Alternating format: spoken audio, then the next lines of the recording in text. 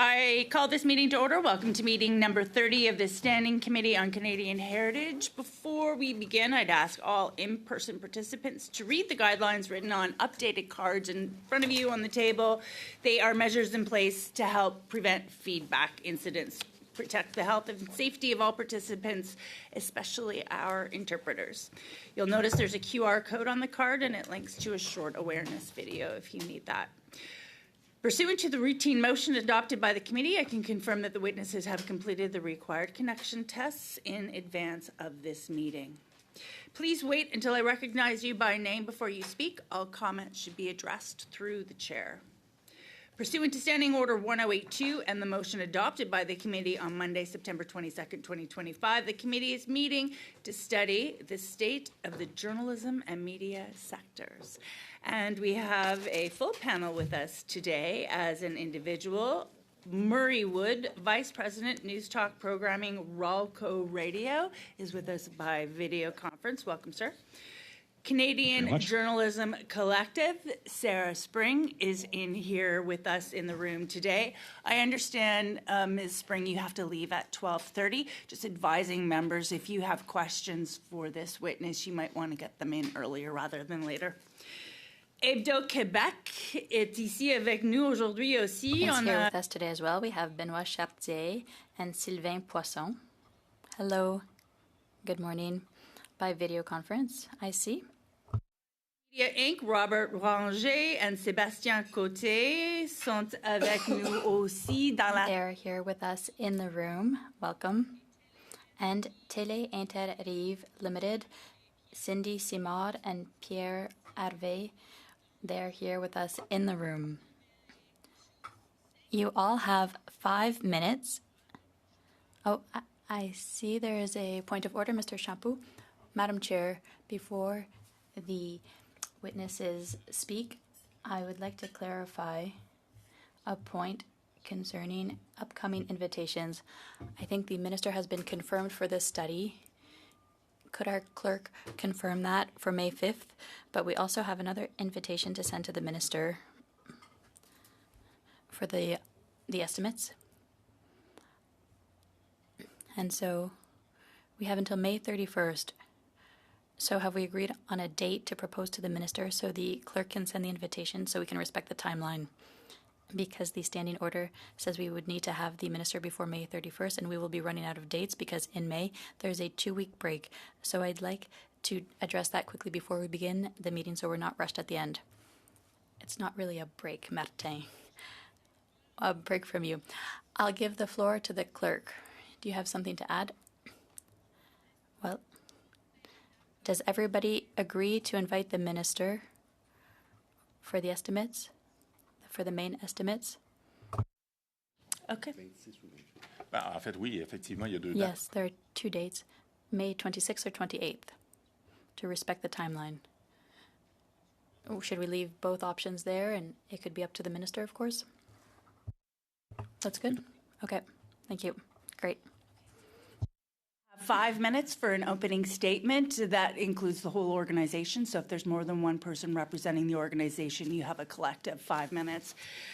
We will begin with Murray Wood, Vice President, News Talk Programming. You have the floor for 5 minutes. Go ahead. All right. Well, thank you for the invitation. Listen, I don't pretend to be an expert in the state of Canadian media, but I'll offer a bit of perspective based on my experience. I've spent 45 years in radio news. From small markets like North Battleford to larger markets like Calgary and Ottawa. So I've been on the front lines and on the strategic side of local news, specifically radio news, and that's where I'll focus my remarks today.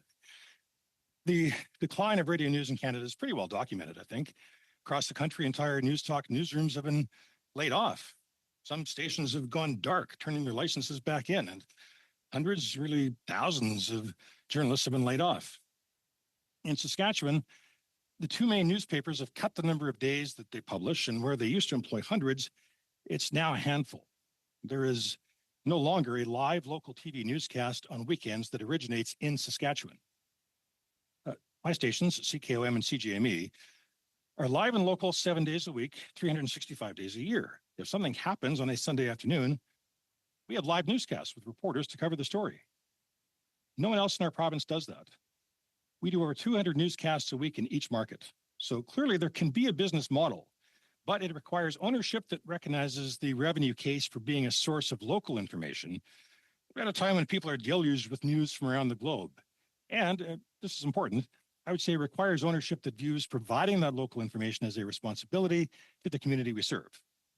And I would say Saskatchewan's lucky to have such ownership from Rolco Radio, which has been owned by Gordon Rawlinson and the Rawlinson family for almost 80 years. We found there is not just a strong desire for local information, there is a need for it.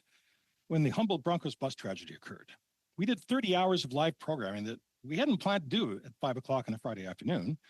And we realized over the course of that awful weekend that we were doing more than giving information. We were providing a service. People across Saskatchewan tuned in not just as a way of finding out the latest, but of coming together to grieve. And we had many emails afterwards from people thanking us for that coverage. When tornadoes threaten, when blizzards affect highway travel, we're there to tell people. When COVID struck, we covered it with the information that our audience needed. We carried the daily news conference from health authorities live for over a year. It was a service and people relied on it, which underlines that a strong local media is absolutely essential to the health of the community and society.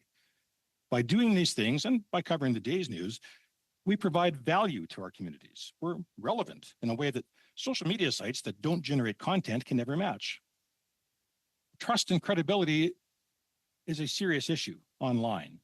Skepticism is an all-time high. People don't know what or who to believe. What's real? Is this paid content or objective journalism? Who's behind this? Unlike many social media sites, no one listens to our news and has to question, is that true? We've earned their trust. In fact, in a time of fairly rampant misinformation and intentional disinformation, it's been observed that real news is the antidote.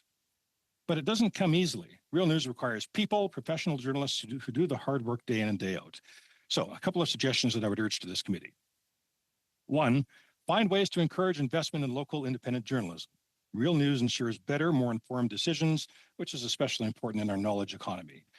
Measures are required to help ensure existing local news organizations don't just survive, but thrive. Government should view a healthy media sector as being as important and as deserving of measures to help it succeed as it views many other vital industries. Two, governments across this country could do something very meaningful to support local journalism immediately. Private local media companies are entirely dependent on ad revenue, virtually all of it from local business. And our largest competitor is no longer the local newspaper or TV, it's Google, Facebook, Instagram, YouTube, digital platforms based in other countries that make no contribution to local journalism. In 2023, as you know, Canadian news outlets were banned from sharing stories on Meta, and abruptly an important way to share critical local news was taken away. Now what passes for news content on Meta is, frankly, often disturbing, and government is helping fund it. In the 2024-2025 fiscal year, the Government of Canada spent about $78 million in advertising, of which 63% was directed towards digital media, over $40 million. Foreign companies like Google, Meta, TikTok got a big share of that. The federal government really rarely advertises on local radio, but when emergencies happen and critical information needs to be communicated, radio is the first point of contact because of its ability to reach the masses quickly and efficiently. So I'd leave you with this. Government talks about valuing local media, but it isn't supporting it when it comes to spending ad dollars. The federal government could meaningfully support local journalism immediately by deciding to allocate a significant percentage of its total advertising budget that now leaves the country and dedicate at least a portion of it to local Canadian-owned media. Thank you. As a former local news reporter, I very much identified with your statement, sir. Thank you very much. Saskatchewan, I think, is very lucky to have you. I'm sure Kevin Waugh must agree. We turn now to the Canadian Journalism Collective and Sarah Spring. You have 5 minutes.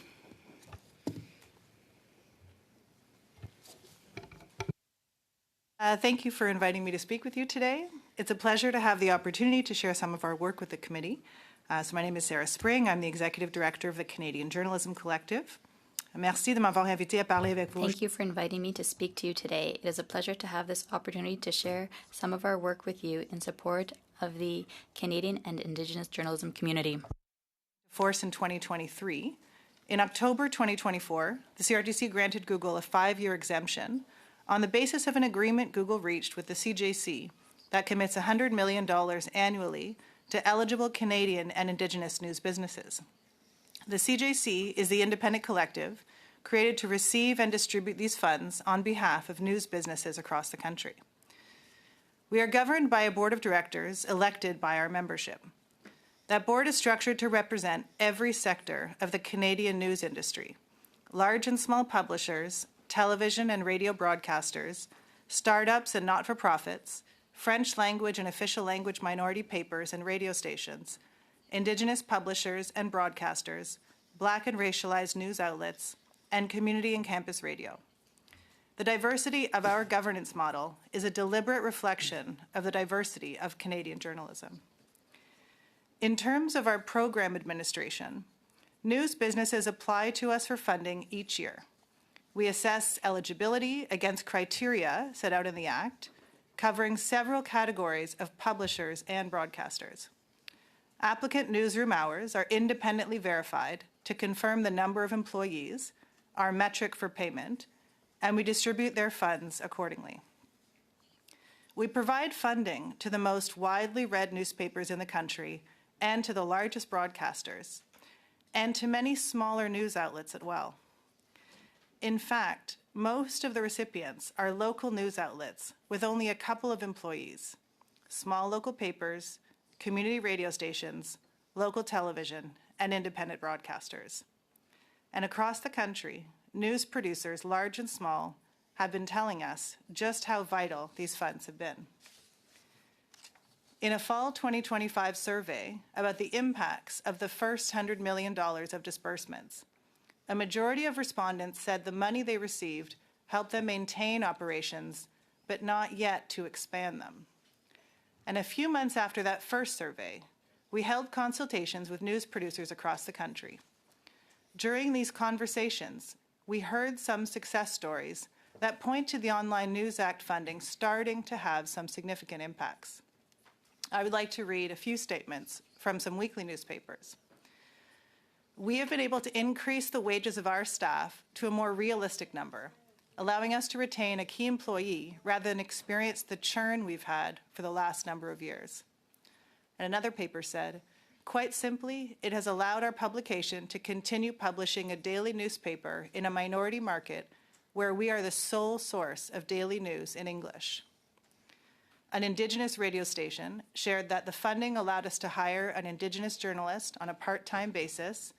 Increased funding will allow us to retain them. And we also heard that the CJC has had a direct and positive impact on our ability to hire additional journalists and expand into communities that were underserved previously. Since 2024, we have started print newspapers in 4 new regions, thanks in part to the CJC. The CJC is still quite new, and within less than 18 months, we've gotten a startup off the ground, built and launched 2 rounds of the program. And in the last 2 weeks, we've already sent out $52 million of the second round of funding. I'm happy to provide the committee with any additional information about our work to support Canada's newsrooms. Thank you for the opportunity to speak with you today, and I look forward to answering your questions. Bravo. Thank you. Et prochaine, je donne... Next, I give the floor to Hebdo Québec, Benoît Chartier, and Sylvain Poisson by video conference. You have 5 minutes together. Thank you. Go ahead. Good morning. I am Benoît Chartier. I'm accompanied by Sylvain Poisson. He's the general manager of Hebdo Québec. I'm the chair of the board of Hebdo Québec. As your board, alors, Hebdo Québec. So Hebdo Québec is an association of about 40 independent owners representing a total of 137 print and digital media outlets spread across 16 regions of the province of Quebec, as well as several other provinces across the country. We distribute approximately 2 million copies printed per week across Quebec. We are now enjoying a degree of stability for the first time in many years thanks to the Online News Act and the tax credit for labor in the Canadian journalism sector, which is currently 35%. This provides publishers with greater certainty to invest in their newsrooms. However, we express our deep concern that this tax credit will drop to 25% on January 1st, 2027, regarding Canada Post now. The French-language weekly press in Quebec is calling on you and sounding the alarm as the business model of our print media has been severely shaken over the past year and continues to be jeopardized due to the ongoing labor dispute at Canada Post and the general conditions affecting our distribution by the Crown Corporation. Our print media are being subjected to unfair rates that compromise their future and a status that leaves them vulnerable to suspension or cessation of distribution, as was the case during the aforementioned labor dispute. Canada Post is of paramount and indispensable importance for the distribution of our print media, enabling us to reach our readership and serve our advertising clients every week.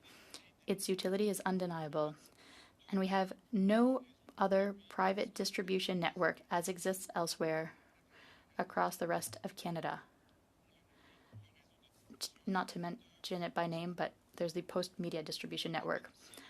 We must benefit from a single advantageous rate that remains in effect and will allow each of us to opt for broad and comprehensive distribution to ensure our sustainability at a time when the quality of information is under threat and news deserts pose a real threat, as does artificial intelligence to social cohesion. We also wish to obtain special status regarding door-to-door distribution to avoid any interruptions, including exclusion from neighborhood mail as media, which would also protect us from any cessation in this regard. Now I will give the floor to my colleague, Mr. Poisson. Thank you, Benoit. And I'd also like to thank you for having us today. I'll pick up on government advertising. In the sad chapter of government advertising in recent years, we are also sounding the alarm and deplore the fact that it has reached its lowest level, seriously threatening the sustainability of our local and regional media, while indecently and unfairly enriching the web giants, the GAFAM. Specifically, in 2024-2025, according to a government report, these ads amounted to a meager $222,000 in print media, just 1% of the $78.15 million in total spending for that period. This pales in comparison to the $25 million spent on programmatic and non-programmatic banners and $7.55 million on social media. The vast majority, if not all, of which ends up in the pockets of American web giants. More specifically, these advertising investments with Réseau Select, a national sales representation agency serving all members of Hebdos Québec, amounted to $30,566 in 2024, or $22,437 if we exclude ads related to Elections Canada, which, as we know, are one-off, irregular, and non-recurring. Imagine the $347,252 in purchases in 2025 would actually drop to $50,653 in the same year if we exclude Elections Canada. Obviously, these numbers are to be distributed across all of our represented media outlets. They're crumbs. Thank you. Merci à vous. Thank you. Next speaker, RNC Media. Robert Ranger and Sébastien Côté, here with us. You have 5 minutes together. Chair, members of the committee, good morning. My name is Robert Ranger, President and CEO of RNC Media. I'm accompanied by Sébastien Côté, General Manager and News Director for the Gatineau-Ottawa market. RNC Media is an independent Quebec broadcaster that will soon celebrate its 80th anniversary. This makes it the oldest private broadcaster in Quebec. Our 4 TV stations in the Outaouais and Abitibi regions are affiliates of the TVA and Nouveau networks. Our news division currently has a team of about 40 full-time employees. We produce nearly 20 hours of local TV news programming every week. For us, Supporting local news, particularly on TV, is a fundamental choice of society. We consider ourselves an essential service to the communities we serve. The federal government has the power to act, but above all, the responsibility to protect Canadians' access to credible, diverse, and accessible local information. A strong democracy relies on well-informed citizens, particularly within their own communities. A recent report by the Public Policy Forum has clearly demonstrated that the collapse of local news poses a direct threat to Canadian democracy. In this context, TV remains a cornerstone of news and information. It still reaches 90% of Canadian adults every month. In Quebec, 77% of adults get their news from TV every week, with the trust level exceeding 85%.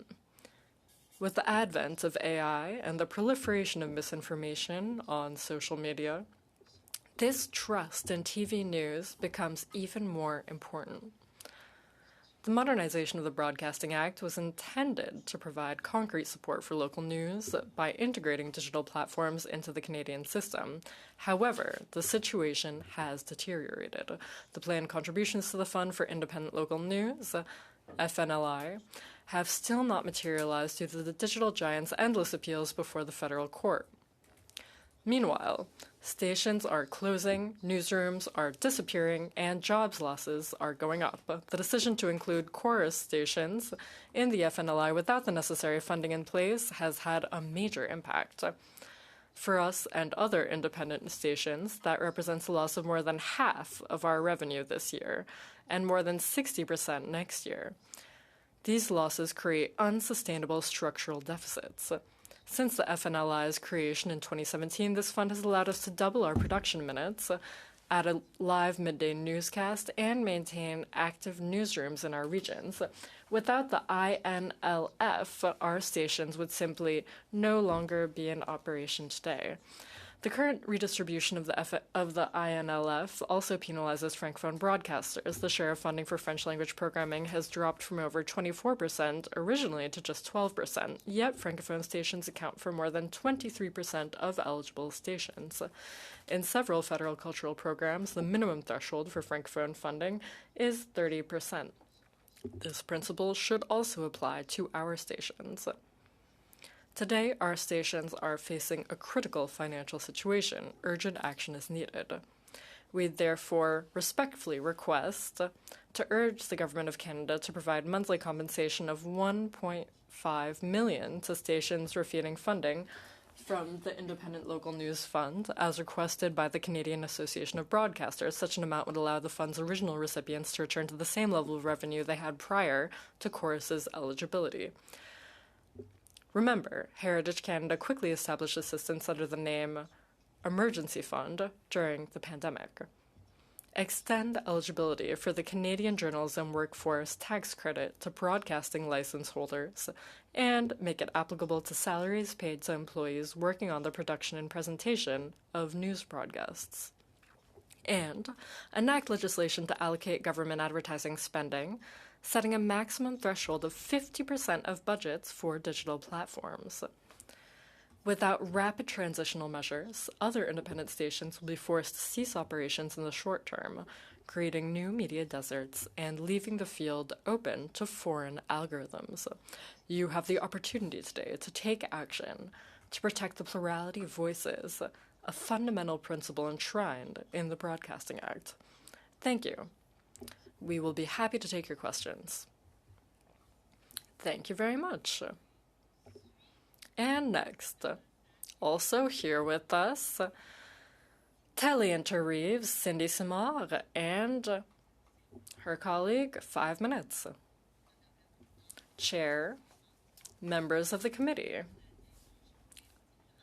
thank you so much for having us. My name is Cindy Simard, and I am Vice President of News for Tele-interviews LTE, which owns 3 local TV stations in eastern Quebec and New Brunswick, CIMT, CIFT, based in Rivière-du-Loup, and Show TV in Carleton-sur-Mer. I am accompanied by Pierre Harvey, manager in Carleton-sur-Mer. The territories served by our local television stations are among the largest in Canada. The regions we serve are home to approximately 550,000 people, including 230,000 Acadians in New Brunswick, a Francophone population that is part of the official language minority communities, or OLMCs. Our organization is one of the largest locally owned news organizations in Eastern Quebec and the Maritimes. We have 18 journalists and 11 full-time cameramen, editors, and producers. Our stations produce 22 hours of local news per week, 52 weeks a year. Our news content is 100% local, and the number of hours of local news broadcast each week is more than double that offered by the public television service of the Société Radio-Canada, or French language CBC, in the same region. In our regions, TV remains the primary local news outlet that is out in the field every day, meeting with Canadians, leaders, organizations, and institutions in our communities, and covering current events on site. TV news requires the most equipment and travel expenses, and is the most expensive to produce. But private TV is currently experiencing an unprecedented decline in ad revenue. This crisis, which began with the advent of digital broadcasting several years ago, has recently intensified, and the financial pressure it puts on the viability of our stations is deeply concerning.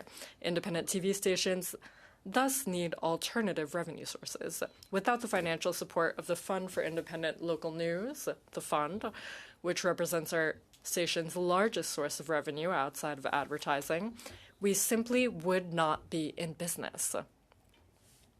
Despite the CRTC's initiatives to increase contributions to the fund through the Online Streaming Act, this measure is currently being challenged in court by foreign streaming platforms.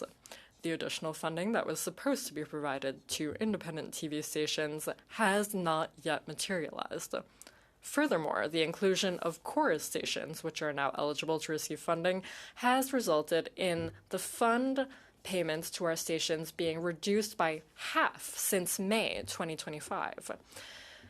This amounts to several $100,000 that we no longer receive. That leads to unsustainable operating deficits and jeopardizes our local professional journalism.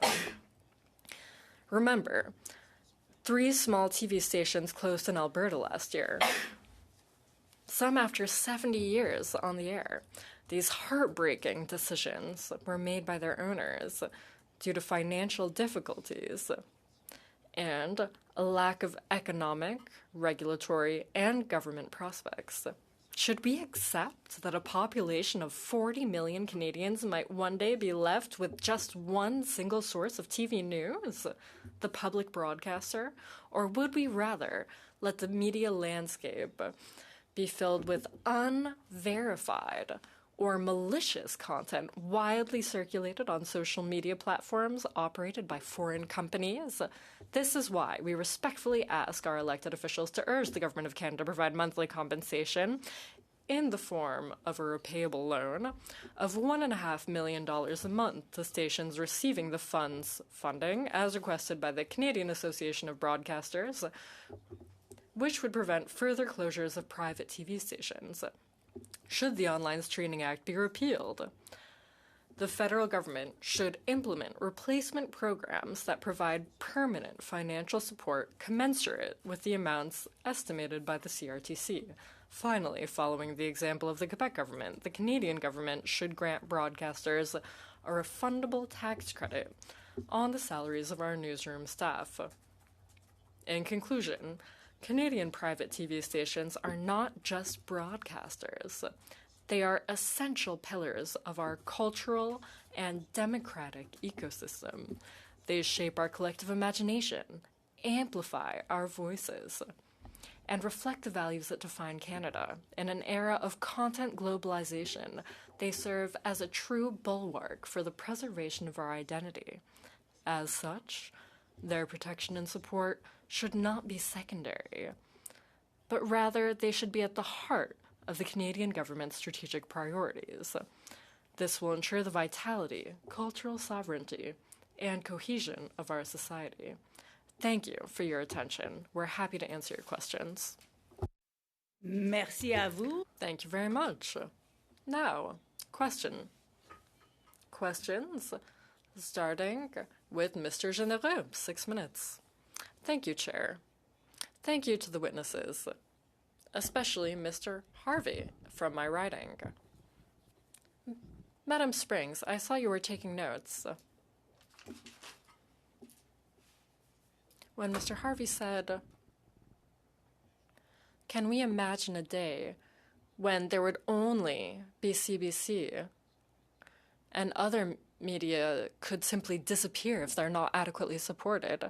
With the fund that you manage, that comes from Google and will last for 5 years. I think there's a certain amount of that fund that goes to CBC, which is subsidized by the federal government. How is it, given what the other witnesses said,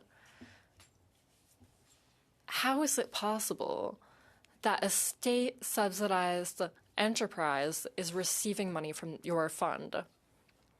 Why is CBC getting $7 million from the fund? In the law, it says that CBC receives up to 7%. Our organization every year decides on the contribution that should be given to CBC. In the first 2 years, the max was 7%. Our board, like I said, represents every sector in the news landscape in Canada. It's a board decision. The board's decision is meant to represent what their members want. It's not a decision that's random. It's taken after many discussions with the members. I'm not the one who decides on the percentage allocated to CBC. The first 2 years, 7% was the max. I would invite people on your board to review their decisions in future, because given what we've heard, the witnesses that we've heard today, I think that $7 million would be better used elsewhere in Canada to ensure that other media can continue operating. It's not that I have an issue with CBC, but I think that money could be better used elsewhere. Mr. Harvey and Madame Simard, you cover a massive area.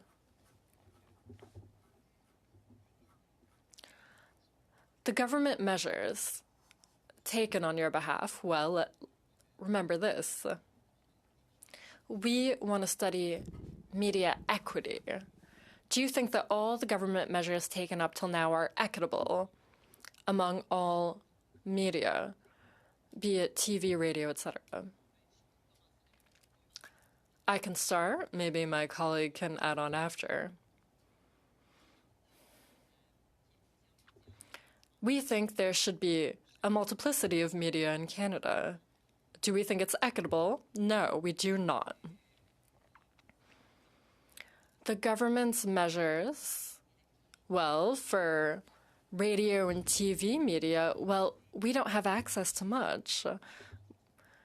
There's a tax credit for journalists. Well, it's the written journalists that have access to that, not us. There's the Local Journalism Initiative, for instance, created by Heritage Canada. Written media has a right to that, but we do not. So no, I don't think it's equitable. Let's talk about CBC. With the last $150 million they had, well, they're looking to invest it, but how can TVA, Bell, Quebecor, well, that affects the countryside as well. Bell and TVA had to cut a lot of jobs in the countryside. We're lucky to keep our employees.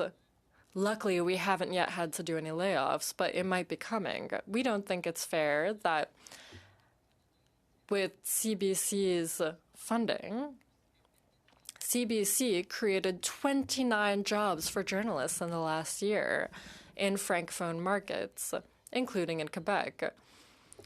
In places where there are already journalists. Radio Canada already has journalists there. They just added journalists, or in areas where there are already media outlets. It's in those markets that they decided to add journalists. And Radio Canada can offer twice the salary that I can offer. So I've trained multiple journalists. I've trained 111 journalists over the last 10 years at TVA stations. I trained them. I paid to train them. And as soon as they get good, well, Radio Canada can pay them more.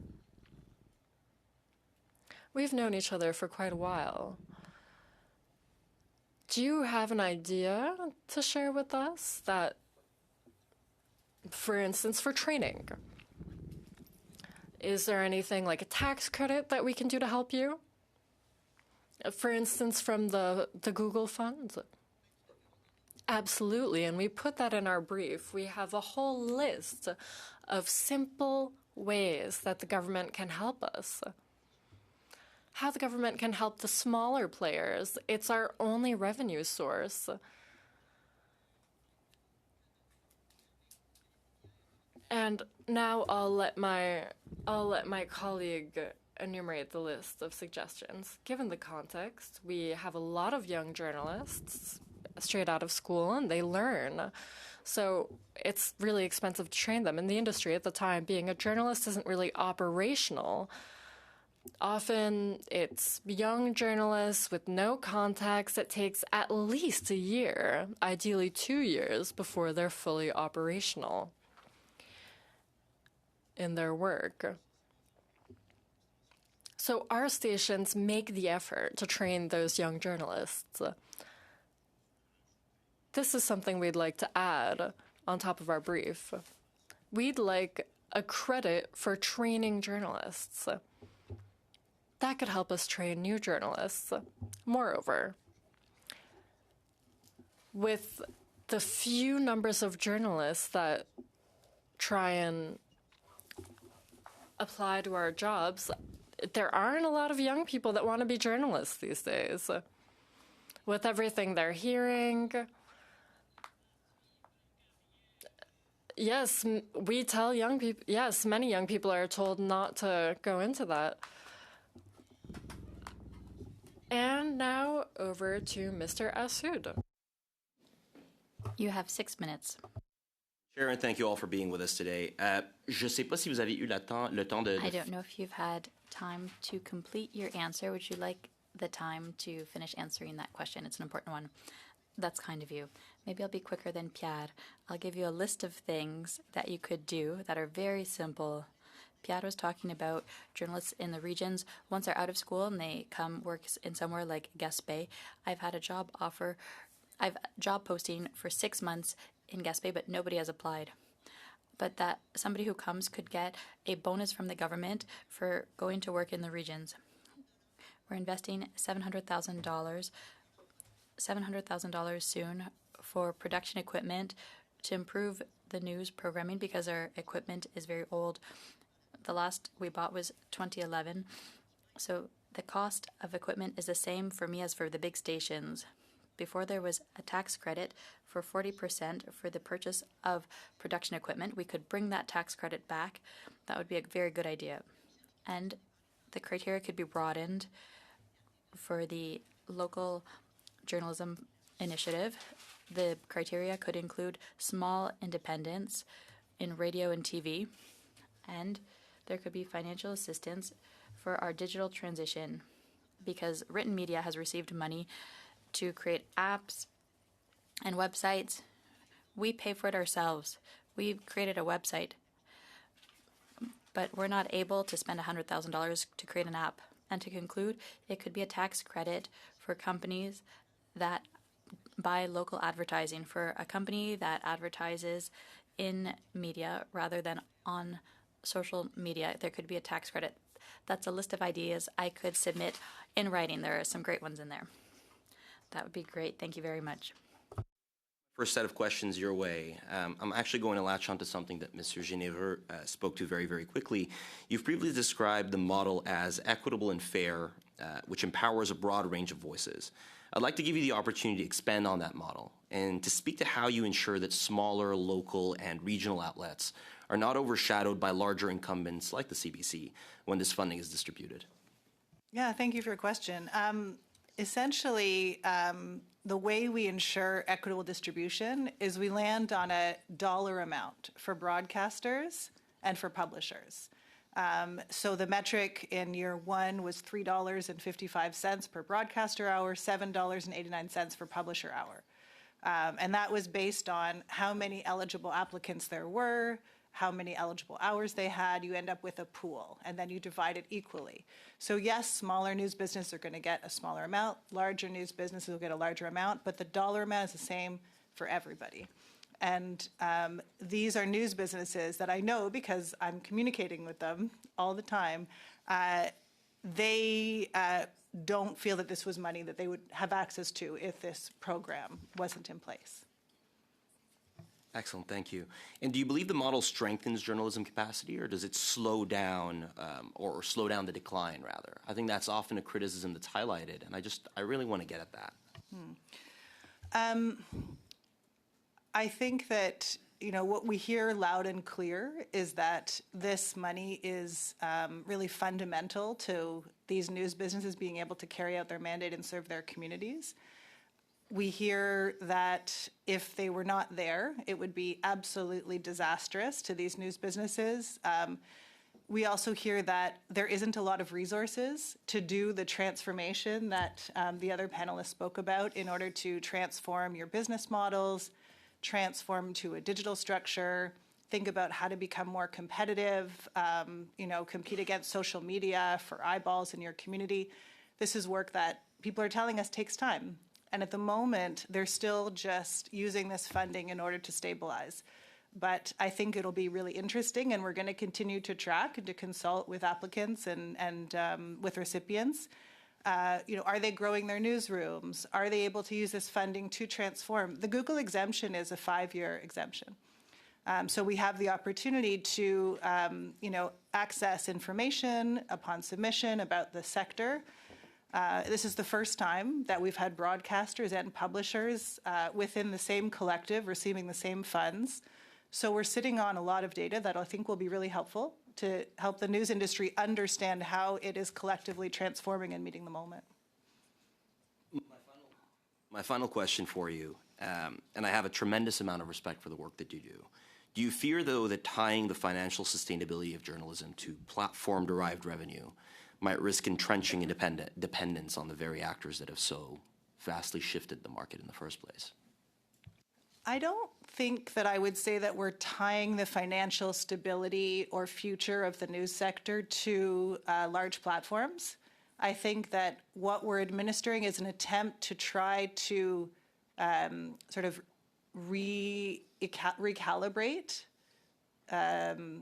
the disparity between what the large platforms are accessing in terms of local news content and what they hadn't been compensating for it in the past. So it's trying to recalibrate this dynamic. I don't think it is the magic bullet that's going to magically solve the challenges faced by the news sector. It certainly is helping them in a really, really trying period of massive transformation. So it is not the answer. It is one of a series of answers that are supporting a larger transformation that needs to happen across Canada's newsrooms. Fantastic. Thank you. Thank you. I have a question before I turn to Mr. Champoux. We hear a lot of consternation about government funds going to support journalism. The money has to come from somewhere. So whether it comes from government or private business that may have the potential of even more influence on a newsroom. When I was a journalist, the ad section was always on a different floor, and you didn't cross paths with the people who sold ads because you were very careful about separating the people who raised money to support the journalism and the actual journalism in the room. So why do you think, Ms. Spring, that we have so much consternation about government through tax credits supporting journalism? Why do people think that is more risky than a private business supporting journalism? I don't know if I can speak to the tax credit issue, but I can say that the Canadian Journalism Collective supports a really diverse spectrum of news businesses across the country who have different opinions on the Online News Act, for example. We're not only selectively funding newspapers that have a specific perspective. We're looking at Is it original news production? Is there reporting? Is it news of general interest? Is it primarily, news production and not just opinion? So I think in that sense, it's really interesting, and I'm happy to say that there's every single opinion across the country being compensated by the Google funds. And some of them are very opposed to government subsidies for news. So I think that's what's really, the sort of big tent model is an interesting model. Anybody else like to comment on that question? If not, I will pass la parole à Monsieur Champoux pour 6 minutes. The Merci, floor Madame is la Mr. Champoux for 6 minutes. Thank you, Madam Chair. Thank you to the witnesses for joining us today for this important study. It's been so long that we've been sounding the alarm about the situation for the media, especially news media, and especially regional news media. There's been a fight for weeklies. It's not the first time that Mr. Poisson and Mr. Chartier appear before our committee. We've had many discussions over the years. There have been minor improvements to their situation with the journalism tax credit, but it's still very fragile. And it's the same case for regional media, for radio and TV. And you're here today, Interive and RNC Media, to speak to that. I'm pulling my hair out a little bit to see that after all of this time, so little progress has been made to really help regional media. One could wonder, does the government understand the importance of journalists in the regions? I'm not talking about regional coverage of major events that can be done from Toronto, Montreal, etc.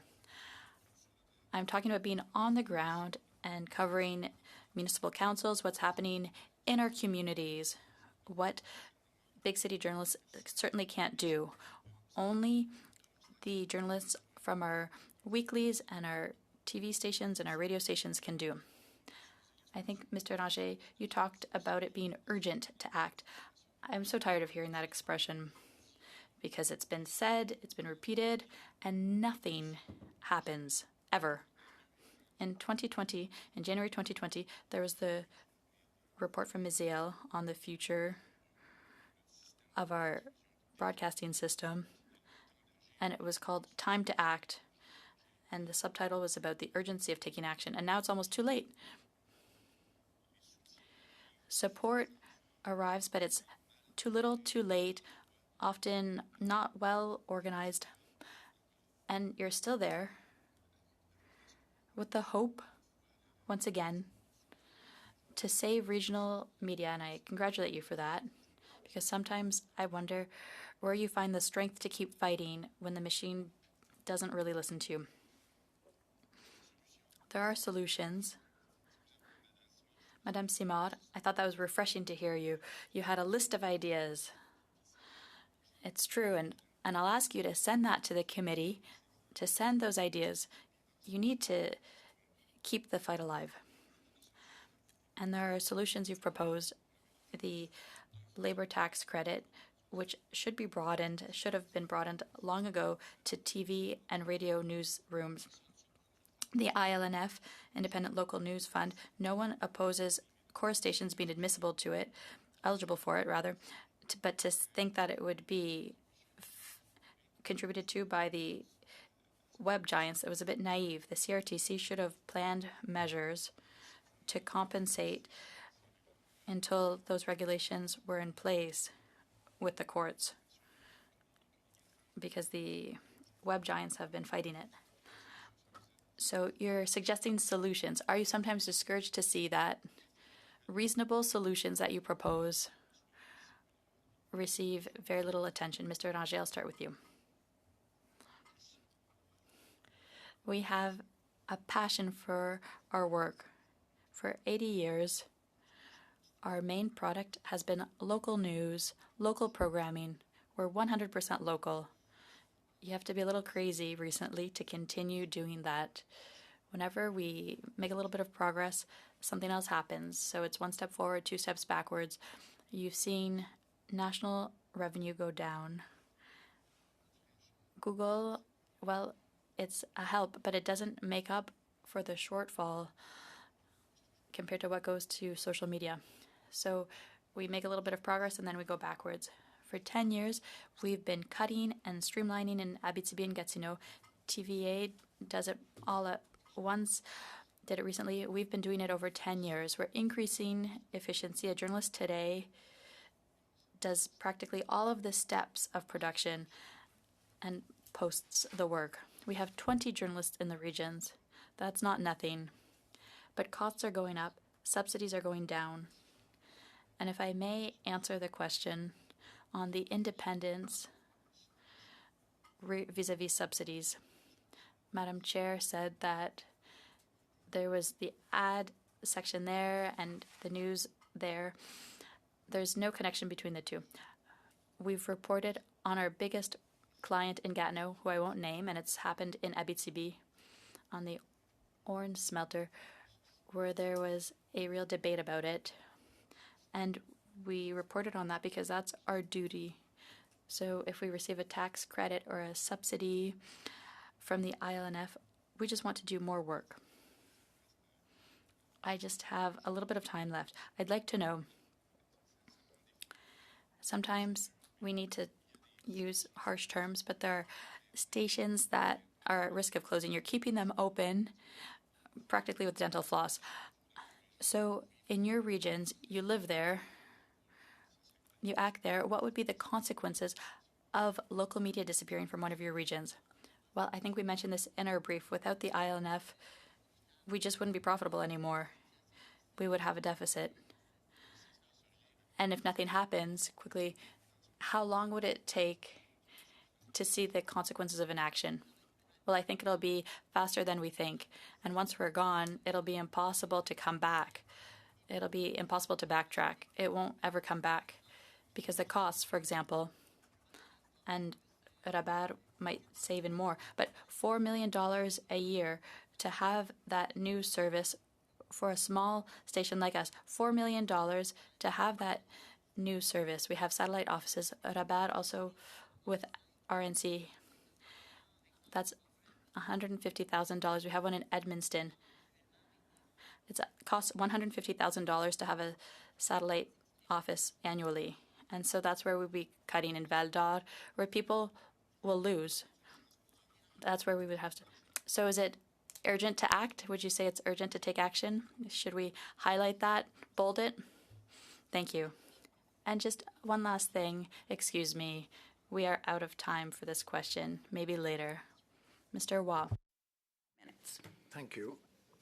Mr. Wood, thank you for coming on. I mean, 45 years in the industry, you don't find that nowadays. And you talked about news deserts, and it's interesting because the two newspapers in Regina and Saskatoon print Friday afternoon for the Saturday edition. Then we don't have anything on Monday. And then we have 2- and 3-day-old news on Tuesday and Wednesday.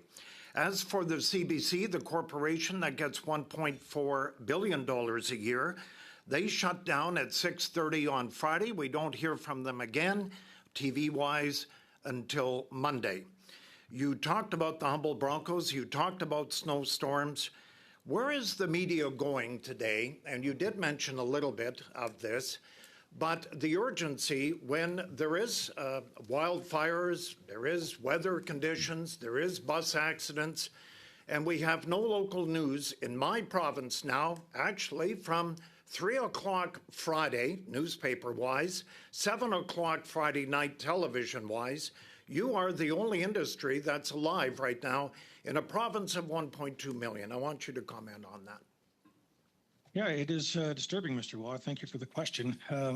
We do see other stations in Saskatchewan in radio having some news presence on weekends. I want to be clear on that. But as I said in my notes, there's one newscast that has Saskatchewan content on television, but it comes out of Toronto.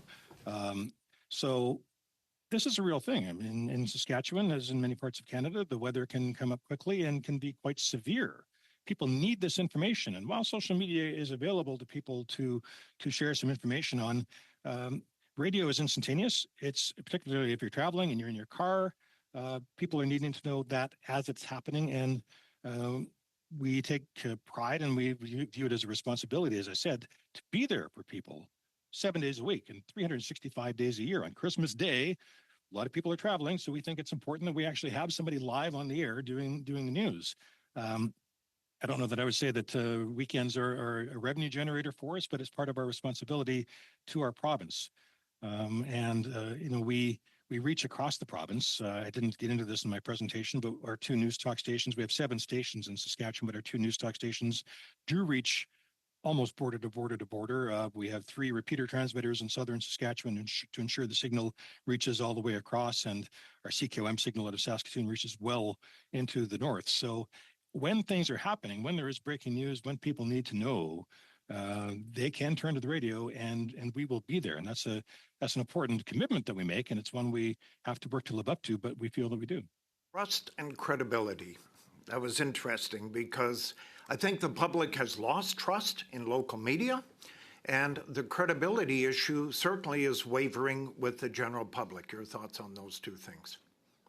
Survey after survey finds that when it comes to trust in media and local radio still score the highest.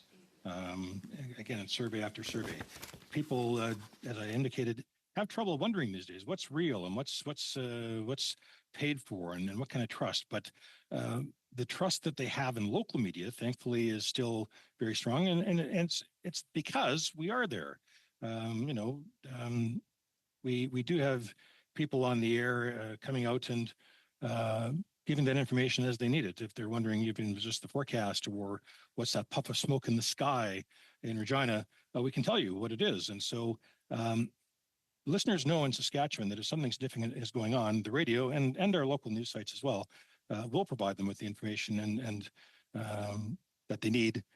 And that's where the trust comes in. The trust comes from being there and doing it day in and day out.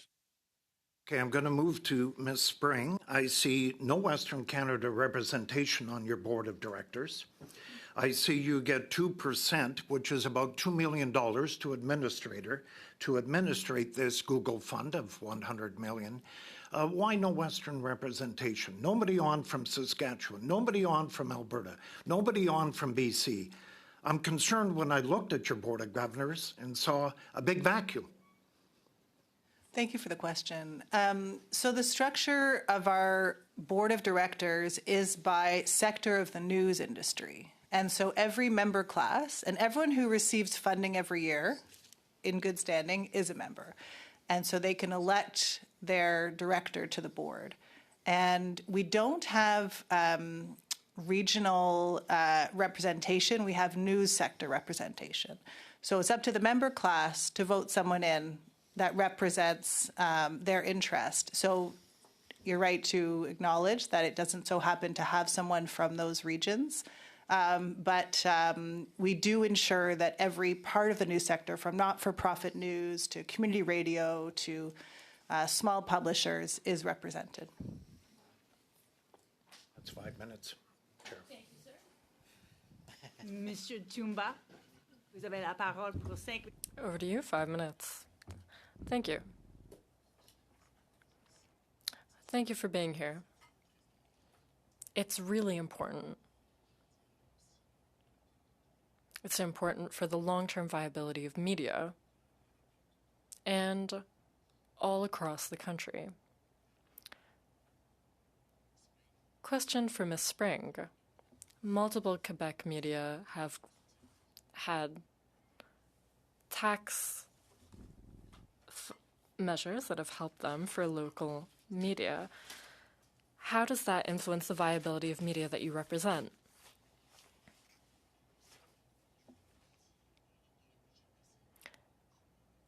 In the 2025 budget, we put the super deduction in place.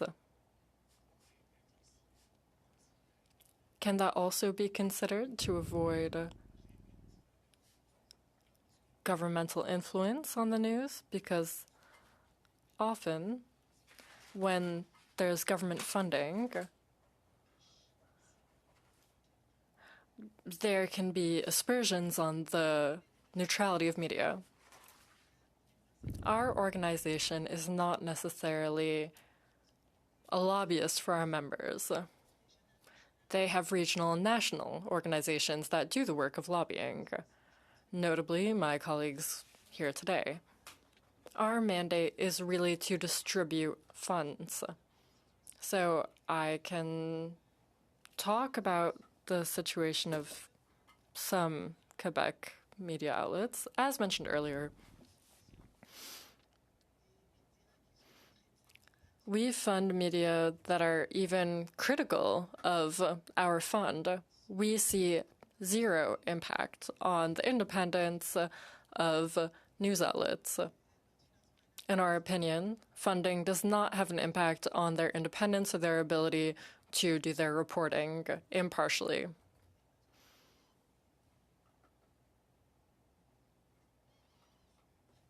Mr. Roberts,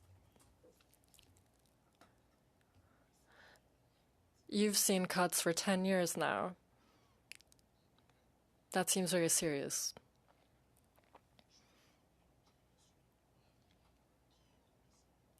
I'll continue in the same vein as my previous question, the super deduction in the last budget. Do you think that can be a tool that can help you to have more money for renewing your equipment, for instance? You're talking about the Quebec tax credit? No, the super deduction of the federal government in order to get some of your well, in order to get money, you have to pay taxes. And when you pay taxes, you have to make a profit. So if we don't make a profit, we don't get anything. We spend and we spend. What we need are major investments. When the federal government, or rather, we had to spend money and go digital when the government made a certain decision. And we spent $1 million to make the necessary changes. So for the time being, there's not really a measure that the federal government has put in place to help us. Above all, to help us quickly. During COVID, there was an emergency fund. It was managed by an organization. It was really fast. The money was distributed. At the moment, like Mr. Shampoo said, urgent action is needed. And we don't have hundreds of millions of dollars. We're only asking for $1.5 million a month until digital companies participate in the system. It's a simple solution. Cindy said earlier. The government gave $150 million to CBC. And in the past, they also covered CBC's deficits. We're just asking for equity here. That'll allow us to keep on providing information to Canadians. People often forget that a diversity of voices in a market, for instance, the horn smelter, CBC covered that file. Eco-friendly coverage, to be polite. Our media showed the human side because their closure affected people, families.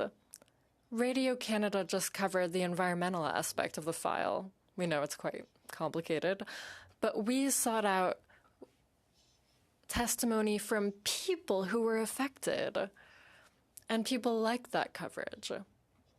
And then they could make up their decision. It was like a bomb, the closure of the horn smelter. Thank you, I understand your point. Excuse me. The 5 minutes are up. I'm sorry. Mr. Shampoo, over to you for 2.5 minutes. I'd just like to highlight what the witness has said. That's exactly what I said earlier when I talked about local journalism that cover local initiatives with local eyes.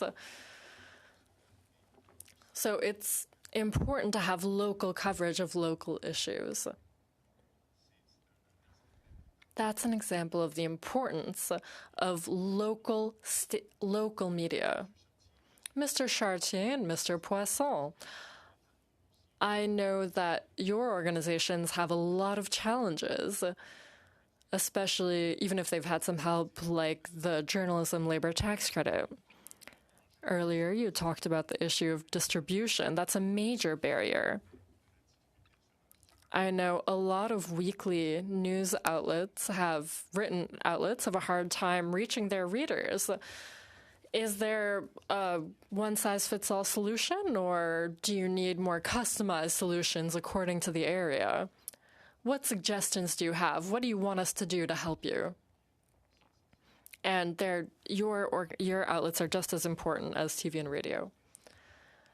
Martin, we've known each other for quite a while now. About Hebdo Quebec,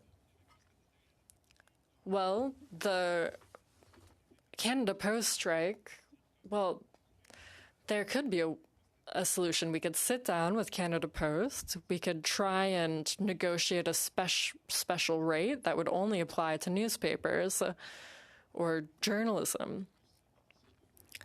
So we could benefit from a better rate than we have at the time being. For instance, the Drummondville Express in your riding. For a while, the Drummondville Express is only distributed in corner stores, pharmacies, and other kinds of businesses because it's too expensive to send it with Canada Post. And that has a real impact on the distribution of that newspaper and journalism in the region. So if we had a better rate with Canada Post, well, generalist weekly newspapers could really reach every door in the region. For instance, in Drummondville, the Drummondville Express could be distributed all over Drummondville.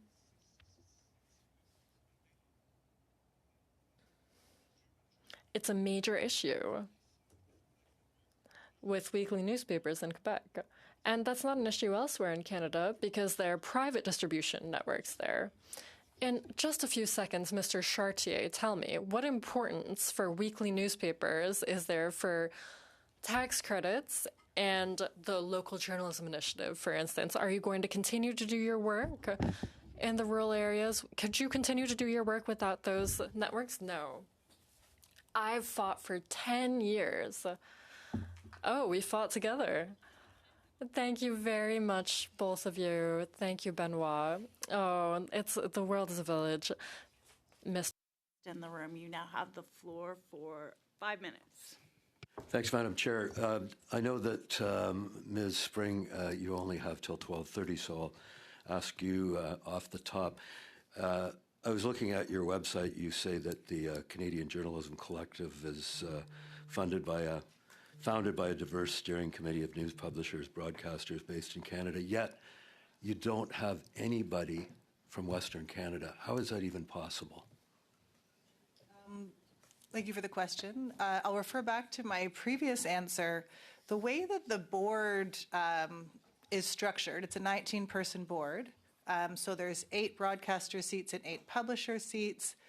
They form the Broadcasting and Publishing Councils. They then elect an independent chair, and then the whole board elects the chair of the board. And the Publishing and Broadcasting Councils, those 16 seats, they represent every sector of the news ecosystem. And the members elect every year at their AGM their representative on the board. And so the focus that was established when the CJC was founded was not on regional representation, but on news sector representation. So the members themselves have the choice of what region they want to have represented to speak for them on the board of directors. So is there not some kind of slight guilt that you don't have somebody from Western Canada? Could you not sort of appoint someone, or have you ever had anybody from Western Canada? I mean, we're a pretty new organization. So the board that's sitting right now is the first elected board. We're going to have an annual general meeting in June where some of the seats are going to be up for election. So, we'll see what happens. The members can propose bylaw changes. It's part of our governance structure. The members can ask their representatives on the board of directors to propose bylaw changes. Everything is possible within the rules and regulations of good governance. So there's no unilateral decisions that could be made. It has to follow due process, but nothing is impossible if you're following those processes. Turning to you, Mr. Wood, I was a longtime journalist. We have a good friend in the legendary broadcaster John Gormley. You noted that you have twice as much news on your radio stations on the weekend as CBC. CBC gets almost $1.4 billion. How is it that they can't broadcast local news on weekends when a smaller organization, much smaller organization like yours can? Well, thank you for the question. And yes, we do have a mutual colleague. I worked with John for many years. I can't really speak, obviously, to CBC's decision-making process, and I would say that they do have radio representation on weekend mornings. But you're correct in that we are the only broadcast organization in Saskatchewan that is there also on weekend afternoons, particularly on Sunday afternoons. I think we are the only in Saskatchewan for sure. I don't know why CBC, how they come to their decision-making process, but I can tell you that we view it, as I said, as a responsibility to the people that we serve. News doesn't stop. It doesn't end on weekends. It doesn't keep office hours. In fact, this year particularly, it seems a lot of news has been happening on weekends and in recent years. And so it's been important and beneficial to us for the rest of our broadcast week to have people working on the weekends, covering those stories, talking to people, getting the information out as it happens. But more about your operation. I mean, what's your secret to success? Rolco is not Chorus, but somehow you've succeeded as a family-run business for 80 years, I understand. What is the secret to your success? Well, it is. I mean, you touched on it. It is a family-owned business. It is a company that, well, we don't just talk about providing service to our listeners and to the province. We actually walk the walk. In the last 10 years, we've actually increased the number of reporters and news people working for our two news talk stations in Saskatchewan because, again, we recognize the importance of it. At a time when increasingly people are getting their information from online sources or from international sources, we have local people who are live. And we're live and local 7 days a week on our stations, and we're delivering local content. We're talking about what Saskatchewan people care about. They can phone in and talk about those issues on our talk shows.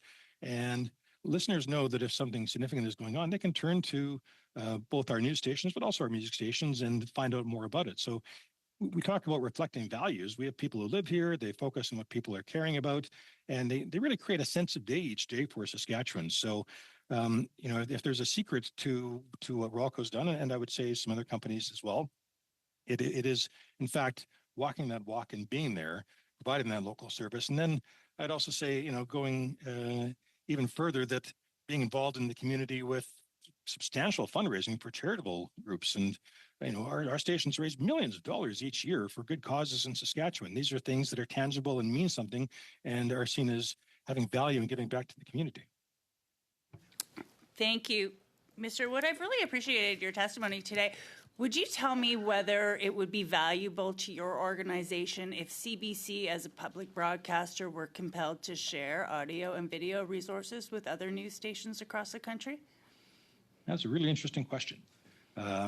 This is my personal view, but I've often thought that for the role of CBC, what it's asked to do to serve the country, it's odd to me that CBC at times seems to view itself as being in competition.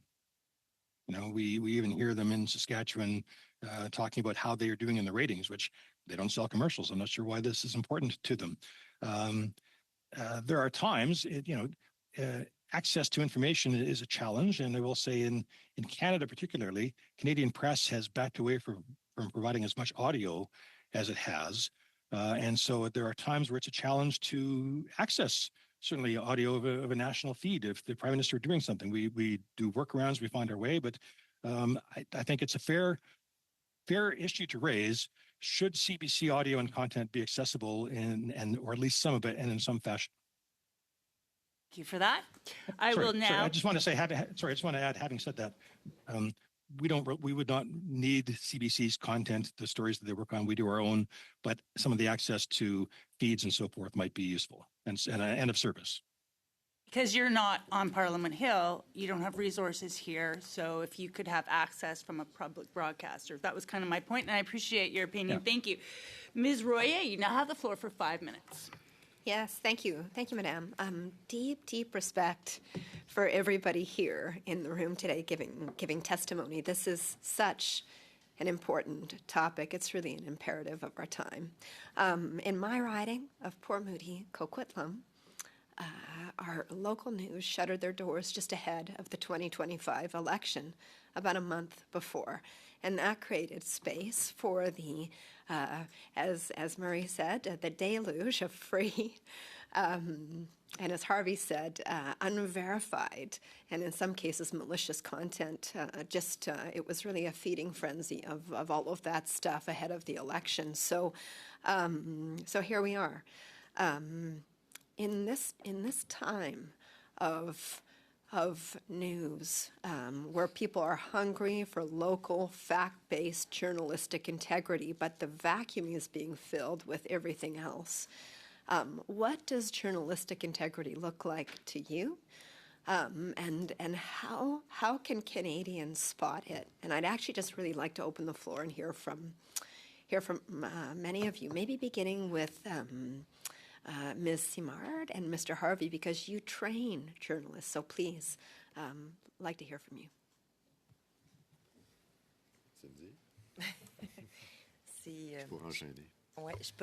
I can answer in French.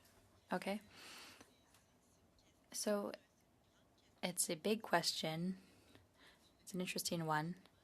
We train a lot of journalists, but being in the regions gives us the opportunity to be close to people. People know us. We meet them wherever we go, and they know we really offer accurate, credible information. Earlier, we were talking about trust in journalists, and how it has gone down in recent years. But I think fake news is really part of that. That's something we're trying to fight. Sometimes we're caught reading something and wondering, is this true? Is it false? Is this a real image or was it created? But in the regions, we really have the good fortune of being close to people. People know us, know our journalists, meet them, and we really offer good training, such good training, so much so that other people come recruit our journalists. But I feel that aspect less non-credible information. On the contrary, I think the fact that we are close to people gives us that opportunity. We're fortunate to experience that less, but maybe I didn't understand the sense of the question quite right. Maybe I can add, Cindy, something. Ms. Royer, what confuses people now, people who watch the news, is that there's commentary. When there's commentary from people on the screen who take part in news shows, that can skew things. In the regions, we don't have many shows like that locally. Our journalists base their work on facts with people who are interviewed, who give their opinion. We go see the other side. It's old-fashioned journalism like was done in 30, 40 years ago. But opinion journalism, commentators, this is done on the radio as well. It's done more and more. Commentary shows. Furthermore, in the lax tax credit from the Government of Quebec for journalism, they specified that it should go to people who work in a newsroom and who produce news. And they clearly explained that commentators were excluded from that tax credit. So there's a danger there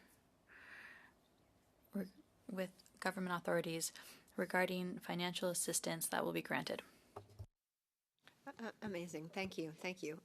Maybe for Ms. Spring, When you're reviewing applications for funding, are you looking at those applications through a journalism code of ethics, or how does your screening process work? Yeah, thank you. So we really take the language of the Online News Act and have transformed that into a program administration. So certain elements are mentioned within the Act. So we do ask for a journalistic code of ethics. They have to submit whether they follow their own journalistic code of ethics and they submit that, or whether they are part of an association and they submit their association's code of ethics. So it's one of the fundamental eligibility criteria in order to have funding. Okay, so for Canadians listening today, what would you say are the pillars of the journalistic code of ethics? Like if you had to sort of summarize it in 5 points, what would they Perhaps be? you can submit that to us in a separate brief after you've been briefed, because we've run out of time for this question. I apologize, Ms. Royer. And just to say, for all of you at the end of today, if there's something you've forgotten to mention, or if there's more information that you'd like to provide, please send it to our committee via the clerk, and our analysts can include that in our consideration of the report at the end of this session. And I will now turn the floor to Mrs. Thomas for 5 minutes. Great, thank you very much. Ms. Spring, my question is for you. One of the comments that you made earlier in this session was you said that you're sitting on a lot of data that has been collected from these different news organizations. And so I'm just curious, what type of data are you sitting on? So when someone submits for compensation, they submit for funding, they're stating how many newsroom employees they have. They're stating which region they operate in. They're stating their business model. Are they not-for-profit? Are they for-profit? So there's various parts of our program administration that they share with us upon application. So some of this is shared when we post our information publicly about who received the funding. We're going to share also in the next round what member class they're a part of. So that'll also be helpful, I think, for people who are looking for transparency and who's getting funding. You'll be able to see how many community radio stations, how many large publishers, how many broadcasters, et cetera. Now, I guess I'm just curious then, will this data be, what exactly will this data be used for? So I think you've outlined some of that use, but are there other uses for this data? No, it's really just program administration. If we're going to share any information, it would really be, thought through carefully with the board of directors. What would be helpful for the news sector to know about itself, considering that we're sitting on a cross-section of information about the broadcasting and publishing sectors. We're not an advocacy organization, so we're really thinking about what is in service of our mandate, what is going to be helpful to the news communities that we serve. We're not publishing anything at the moment, but we're thinking about whether it would be useful for some of this information as the news sector is trying to understand how it needs to meet the moment. Okay. Now, the collective, so Bill C-18 actually never came into effect. Google actually made a deal with the government that they would be exempt for 5 years as long as they created a fund of $100 million. Per year that would go through the collective and then be distributed to news organizations. So interestingly enough, Bill C-18 was a flopped bill and ends up being shelved because it applies to no one. Now, this fund is in effect for a total of 5 years before, of course, the government will have to revisit this. Now, you as a collective have been put in place by who? Google they decided to work with the collective to distribute the funding. So there was a collective that was formed, and So then who formed the collective? you're looking for the names of the founding board members? So Google was required to create a fund of $100 million. Yeah. And they decided that an entity called a collective would be responsible for rolling out that money. Who put that collective in place? Who was the initiator of the terms of reference? So there was a collective that formed, and they put in a. Didn't just appear out of nowhere. Who formed that collective? It wasn't the law. I think that what you're what I'm trying to answer your question, but essentially, there was several proposals that Google received in terms of how they would be administering the funding. One of the proposals was put together by a group of journalists, of news producers, that formed a collective. Google ended up choosing this collective. So these founding board members, and I'm happy to send you the list of names if you like, following this session, they created the organization, they incorporated a not-for-profit, they set up the governance structures, and then an elected board was put into place to represent the entire news sector, and the founding board termed out. And so the first meeting of the elected board was in April 2025, and that's who runs the organization. So that original collective that was put together to work with Google to roll this out, you said that there was a group of journalists that got together and formed this collective. That was just organic, or that was the minister that initiated that, or that was Google that initiated that? Who initiated that? Journalists just magically decided that they were going to join together in one room and form a collective? Like, how did that happen? There was a group of people that began a conversation about how they would like to see the Google money administered. Where did that group come from? The origins of how this conversation started, it was before I was at the CJC. I've only been there for a year, so this predates my time there. But there was various journalists that started a conversation about how they would like to see the Google money dispersed, what are some of the guiding principles they would like to introduce. So just very organically. Minister had no involvement, Google had no involvement. As far as I know, this was an entirely independent, organic conversation, not related to the government, not related to Google in any way.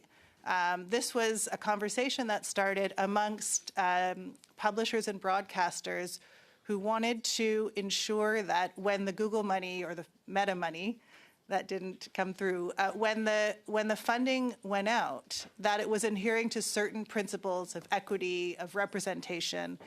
And that's why they put into place a structure with the board of directors that I was talking about earlier to make sure that every sector had a seat at the table. So the origin story of the collective is something that I don't have that narrative at the moment, but if you want to know more about it, I'd be happy to follow up in writing. Okay, that'd be great. Actually, I would love for you to follow up. Thank you. You've got lots of homework from us today. I'm sorry, Mrs. Spring. Mr. Miles, you have the floor now for 5 minutes. Thank you very much, Madam Chair. Thanks, everybody, for being here. This is a great conversation. I'm glad we're doing this. I am finding one of the questions that I'm presented with, and maybe I'll start with Mr. Wood, puis après ça, Madame Simard. Afterward, Ms. Simard and Mr. Harvey. The future business model for local media in Canada outside of subsidization. Like, where is there hope from you need to be profitable. Mr. Wood, you spoke about how you've managed to, find a profitable business model given all the challenges. I guess what I'm asking is, there's lots of things that we can do, but outside of that, from the business perspective, where is there hope in terms of it becoming, what does the future of the business model look like? Sure, I can start if you like. The business model is not my area of expertise. You have to understand I'm a journalist by training, but I would say our business model is based on, and one of the reasons that we have been able to continue to function and be profitable is that we are not, we're very local. Our revenue comes from local businesses, from people in our communities. So our future is going to be in that same vein, I would suggest to you. That's why I do think, though, that as we look at where the advertising dollars are changing, clearly we're seeing an increase in digital advertising. That's no surprise. When we look at the federal government's distribution of its ad budget and we see a majority of it going to digital, which in many cases is going to be out of the country, we just think there's an imbalance. And if the federal government really does view local journalism as being a priority, of important to Canadian values, of important to our culture, that it should then also make sure that with its ad dollars that are currently leaving the country, at least a portion of those would come back to ensuring that local journalism is supported through the companies that are providing the service to their listeners and audience. But certainly there's been a trend in advertising dollars from the private sector as well that has drifted towards the digital media sector as well. This is a trend that has happened both in the public and the private at the same time. Yeah, no question. That's the challenge that all media are facing. As I said in my presentation, our biggest competition now isn't the TV station across the street anymore. It is Google and LinkedIn and YouTube. And I'd like the idea that was presented by, I think, Ms. Simard of if there were a tax credit to local advertisers to buy local ads. Sounds like the sort of thing that could be done fairly quickly and easily without having to gather funds together and redistribute them and so forth. It could be just a very straightforward transactional tax issue. So I thought that was an issue that was worth the exploration. Very good, merci. Et merci d'être au nord. Thank you for being in northern New Brunswick. I'm very pleased you're there. I imagine it's not always easy, but I really appreciate it. I have a job available in Caraquet. It's been available for 8 months if you're interested. Puis en fait, il y a plusieurs réponses. There are a number of answers to that question. But I'll say the view of an observer of 50 years in the area of television and local media. I started in 1977 when I was 18 at Show TV, and I've seen the whole evolution over the years.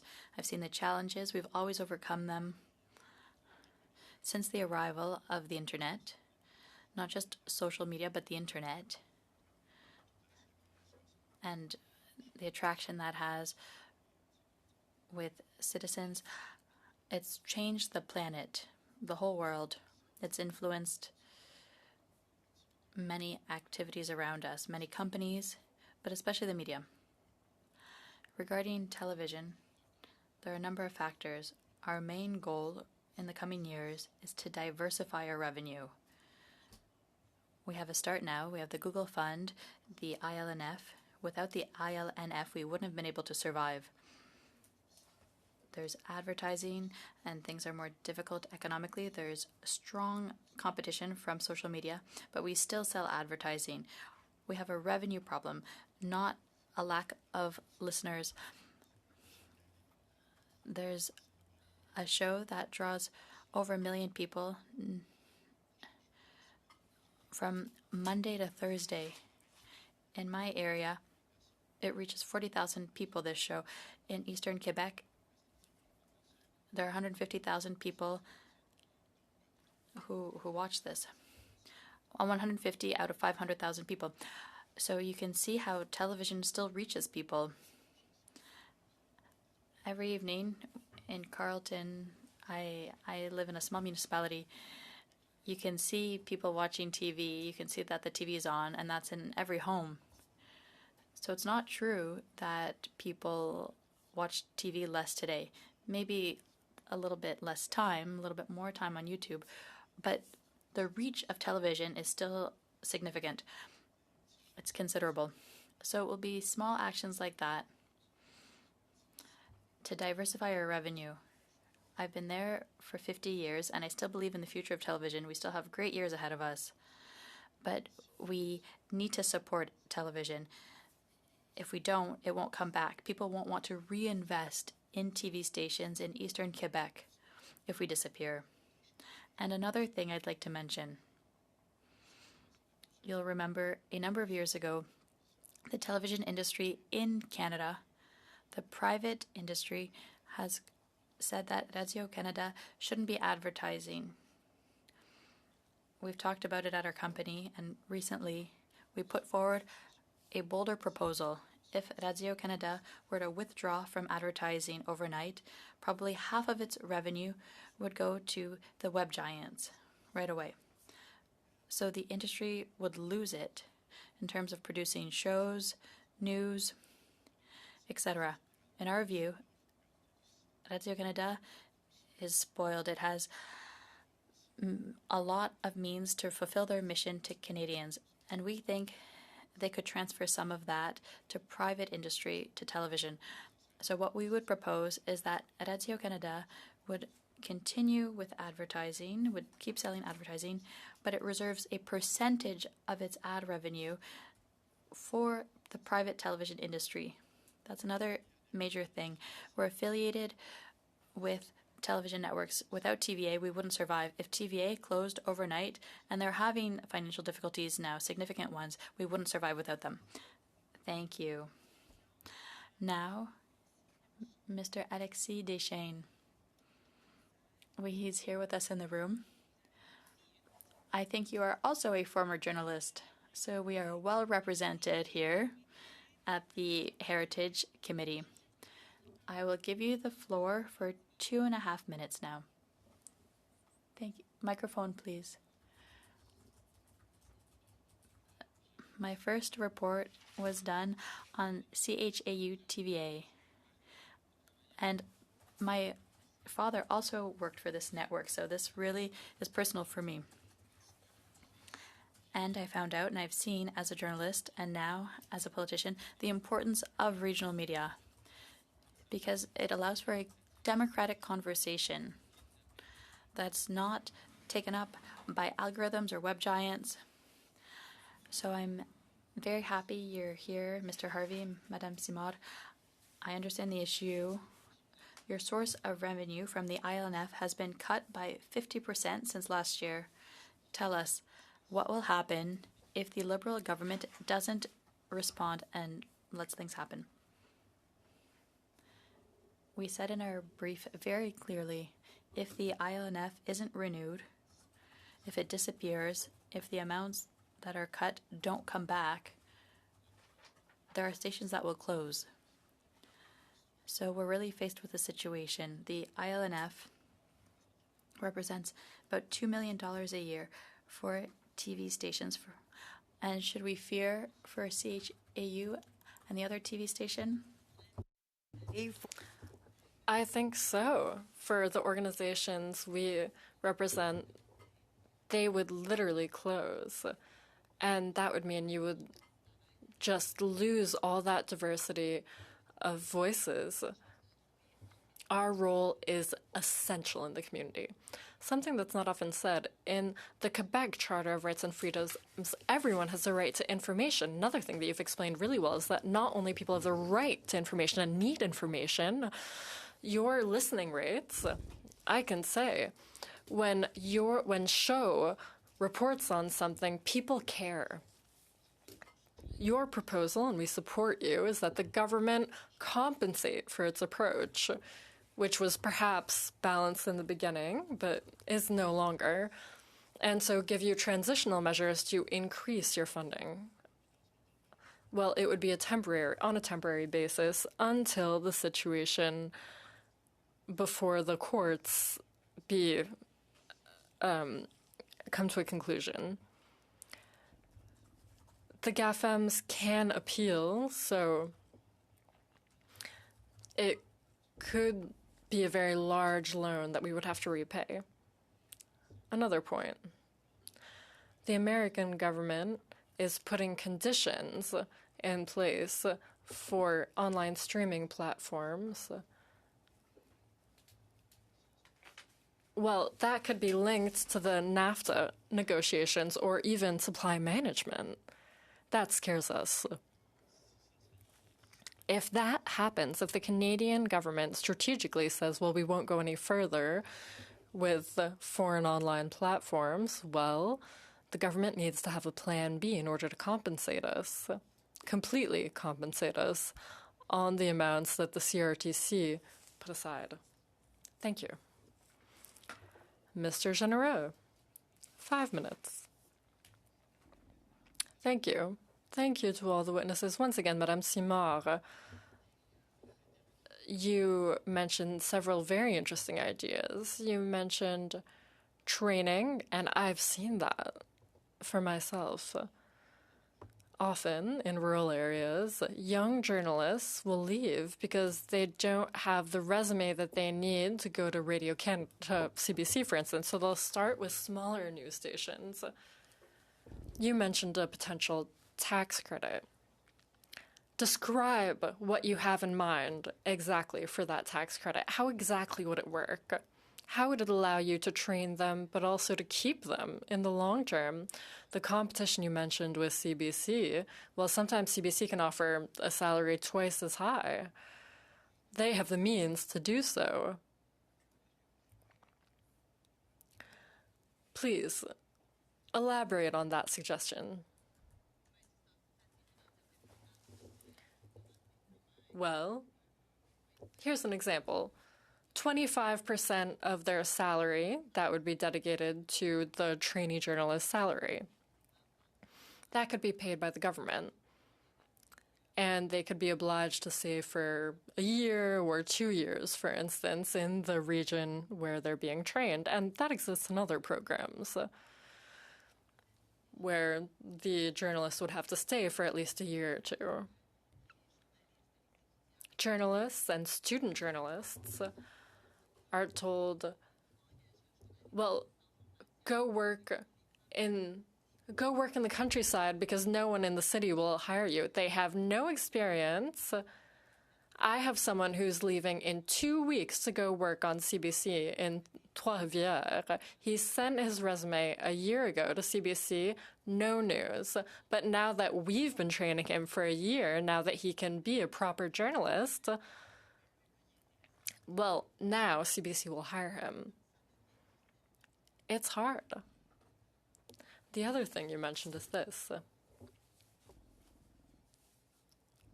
Moreover, the chair asked if you could send your ideas over to us in detail. Absolutely. I think Martin mentioned this earlier. Written news has access to tax credits that you do not have access to. There's a liberal majority government now. So please speak to all these MPs and put pressure on them for them to respond more quickly. Because it's over to the Liberals. The ball is in their court now.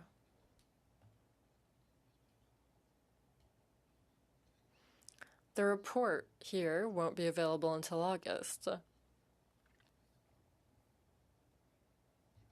So I think you need to apply stronger pressure on the government in order to deal with this issue. Absolutely. We're talking about business model earlier with Mr. Miles. I really believe in equity, and I think the Commission should talk about equity. That's the issue. We don't have subscription revenue. We're generalists. We're free. Our services are free. That was a big debate that we had. And we lost it at the Supreme Court. We have no subsidy. So we just want things to be fair. The provincial government decided to give us access to a tax credit, but honestly, I think the federal government should do the same thing and fast include us in that tax credit. We have the same issues, the same challenges. It's harder to produce TV news. It's more expensive. You need to travel. You need a car. You need to pay for gas. You need equipment.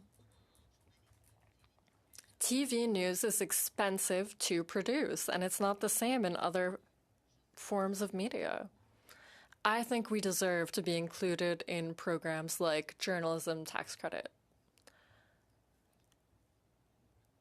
So, what could that represent in dollar terms? Multiple millions of dollars? Several thousand, $100,000. Thank you. And now, Mr. Miles, 5 minutes. Thank you very much. The questions that come to my mind when we're talking about, the media landscape in the country and the importance of local information speaks to also, I think, why the public broadcaster is talking about being in the regions and making sure that they are broadening the scope in terms of not just being in the cities. And I think it's really important, kind of what we've been talking about in terms of them not being a competitive force against the businesses that are, maybe we can dig into that a little bit, because I think that the intention of expanding into the regions is important for the sake of all of the reasons we've been talking about, having viable, strong journalism throughout the country. That's important. particularly given all of the challenges to the business model. But how do we see this working together as effectively as possible? Et j'avais l'impression que Madame Simard. I get the impression, Madame Simard, that you had a few other ideas that you could send us over in terms of. So why don't we start there with your ideas? Thank you. Oh, go ahead, please. Thank you.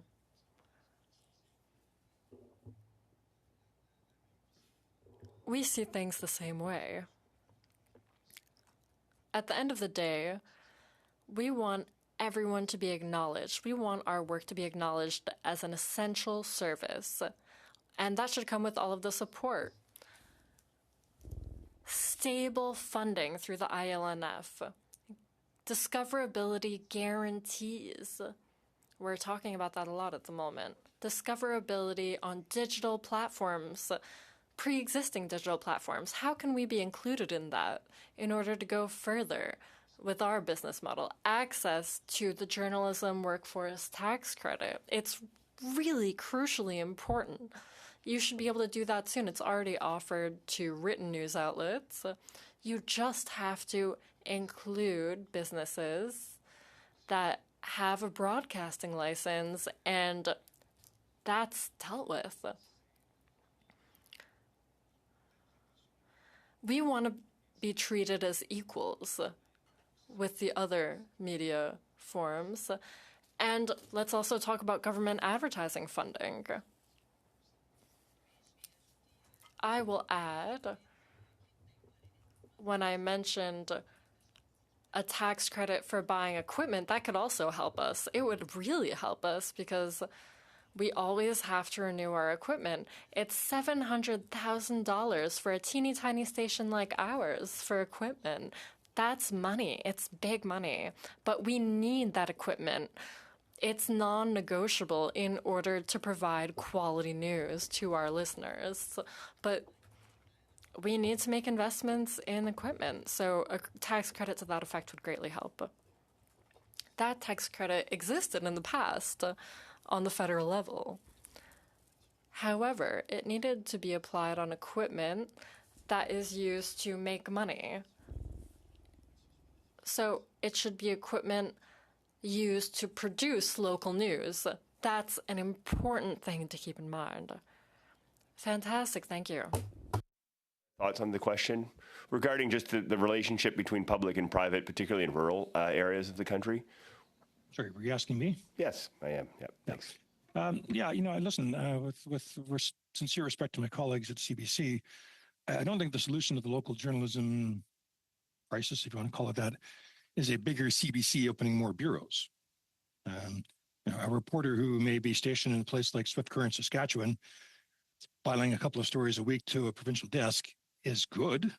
It's better than no content, but it's not the same, not even close to the same as a local news outlet that's covering the traditional range of stories and events day in and day out. People who are living in that community and covering it and covering the events.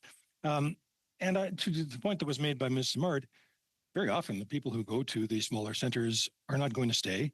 So their familiarity with the people, with the issues is always going to be new and not at the same depth as a station that frankly is there 7 days a week. So I wouldn't say it's a bad thing that they may look at doing this, but I do not think the answer to the local journalism issue is a bigger and more expanded CBC.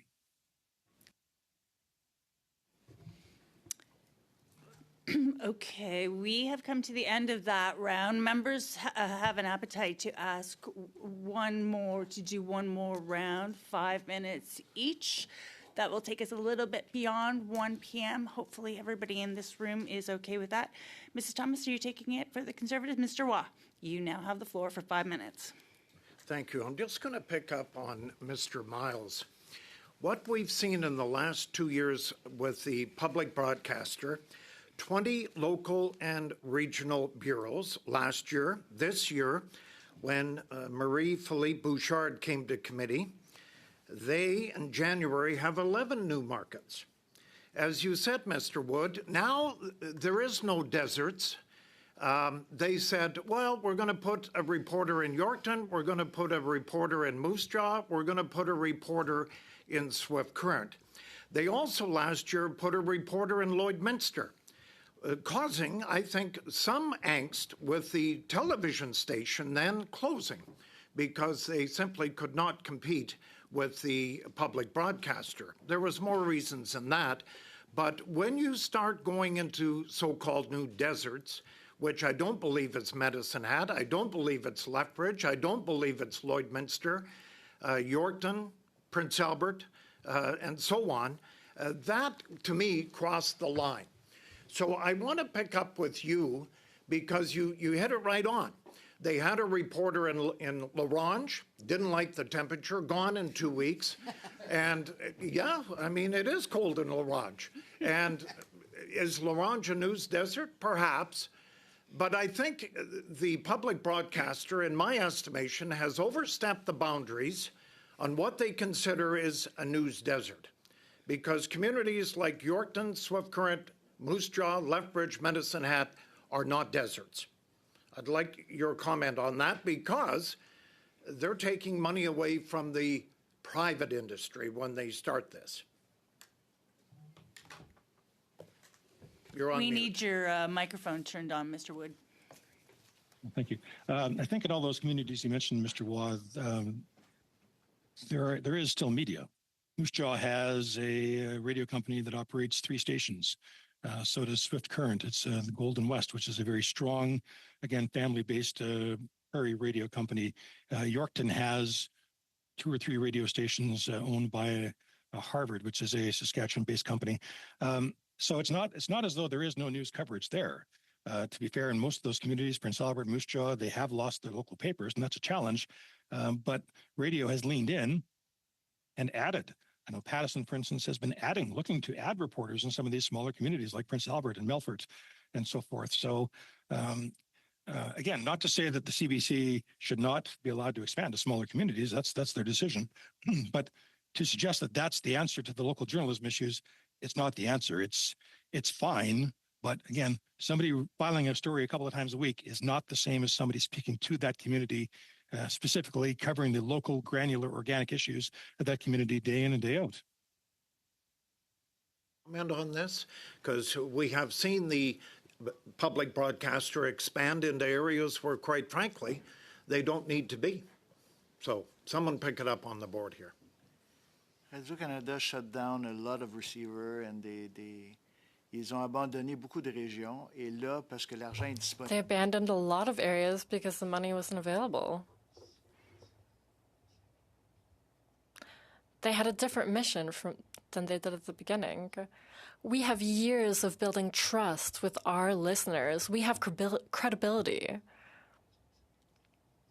We have a responsibility to keep that credibility. We were talking about an ethics code earlier. We have really strict ethics code. We don't use AI. We have journalists on the ground. They talk to people. CBC will never do that. They're adding journalists to do online news, but they don't go out on the street. They don't take cameras on the ground. They do reports from within the newsroom. For us, that's not real journalism. And so if CBC could give us their feeds at our disposal,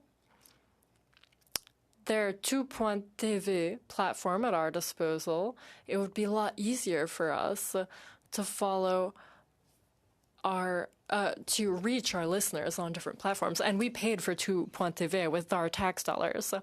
I'd like to add, if I mentioned the east of Quebec, for instance, CBC added multiple new journalism jobs, while TVA was cutting many in eastern Quebec.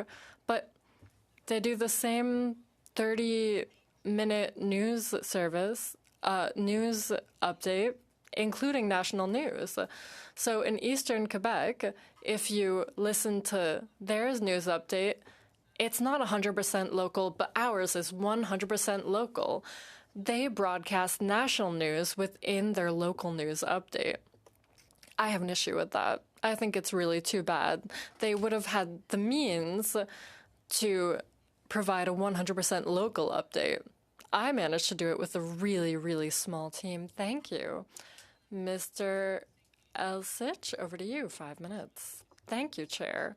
Mr. Poisson, you've had your hand raised for quite a while, and so I'll ask my question to you, and I'd also like you to pitch in on what's been said here today. At this committee, you said that web giants gutted your revenue without taking any responsibility for it with their control of algorithms. They disrupted the business model, and above all, they got 80% of ad revenue without there being any benefit for communities. Regarding C18, what would it look like if GAFAMs took responsibility in this context?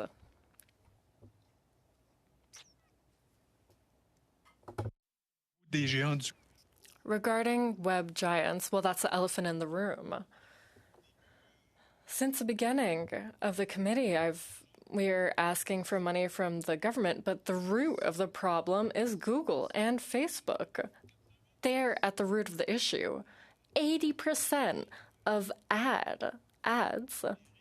digital ads go to those web giants. And that money is going to California. So why don't we get to the root of the issue? Google and Facebook, they have illegal business practices. It's sketchy. And so if we attack the root of the issue, or if we don't attack the root of the issue, we're always going to be coming back to this committee to fight for our survival. And I'm happy to know that the Competition Bureau submitted an official complaint with the appropriate tribunal. And I'm happy that that's going to court. But the elephant in the room is Google and Facebook. And they're not acting in good faith. I was there when Pascal Saint-Onge was coming up with C18 and Mr. Martin at the committee. We fought for C18. And that begs the question, why is CJC in existence? It's because of Google. CJC needs to exist so that and they didn't want to give control to Canadian media. That's the issue. There need to be strict laws that affect Google and Facebook. That's how we're going to fix our problem. Otherwise, it's going to be really hard because we're just bleeding money. All that money is going to the U.S. And now negotiations are coming up. There are discussions with the Canadian government and the American government. The American government, the Trump administration, will put on the table negotiations, C18, C11, etc. So the Canadian government will need to stand firm and prevent negotiating with those two laws, especially C18. They need to continue to exist. They need to be even stronger. We haven't yet talked about Facebook, which is flouting the law. That's a scandal. It decided to remove media from their network rather than enforce Canadian law. If I may, thank you for the question. Earlier, we were talking about business models. We talked about diversification, diversifying revenue in the business model. We know this is based on ad revenue. I have a very frugal solution from the beginning. I'm talking about federal government ad placements. When I'm saying it wouldn't cost much, we're very aware of the limits of funds available to media of all sorts. If I say that the Government of Canada wouldn't spend an extra cent from its annual advertising budget if it increased its annual ad buys and the 1% percentage I gave you earlier of its $78 million. So if it contributed, if it increased that percentage,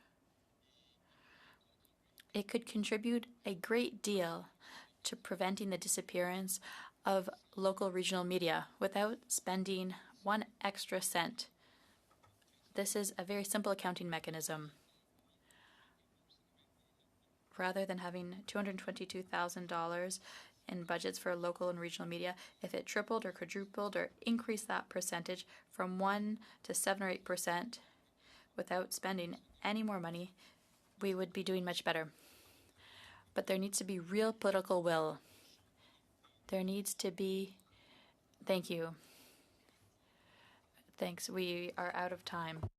Journalism would have a dearth of advertising dollars right now if organizations could gather as much personal, specific information about each one of its viewers or readers or listeners. I'll leave that as a rhetorical question for now. Monsieur Sébastien Lemire, bienvenue de retour au comité. Welcome back to the committee. Mr. Lemire, I think you will be asking the questions for the Bloc Québécois. You have the floor. Thank you, Madam Chair. My first question will be asked by me, and then Martin will ask the following questions. First, thank you, Mr. Ranger, Mr. Cote, for joining us, and all witnesses. I think it's important to keep local, regional, francophone, independent media. And I also want to mention what you've said about Abitibi-Témiscamingue. As a politician, and I have a pretty strong media presence in my region, the number of interview requests from Radio-Canada has really gone down in the last year, and especially during the election campaign. And I shared that information with them. That was a problem in terms of government accountability. RNC plays a fundamental role. It's fragile. It's urgent to take action for this independent media. You've mentioned your challenges. And I'll pick up on what was said on Facebook. That's what taken news off its platform. There's a lot of fake news. It's reduced the discoverability of your content. Can you tell us about that situation, about diversity of information?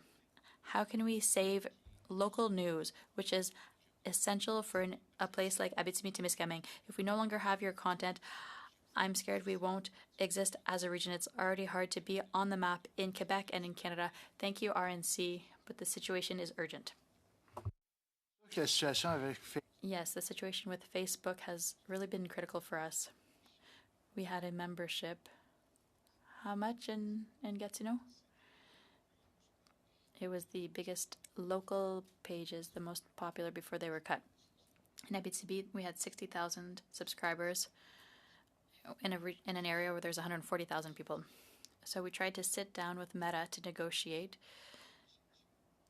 We sent out a letter. As Mr. Chartier was saying, we didn't hear back.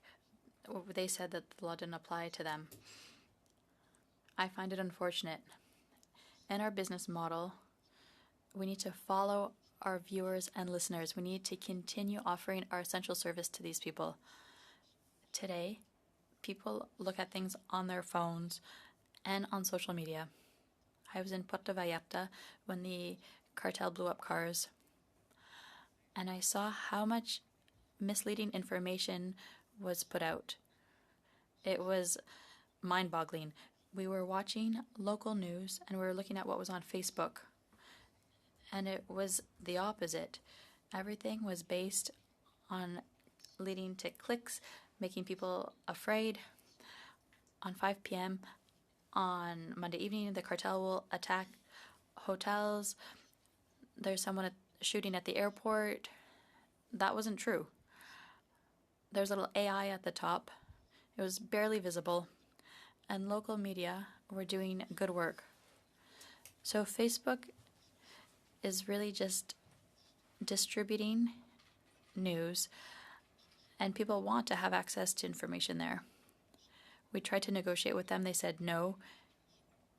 We applied under Part 1 at the CRTC. They said they didn't have the power.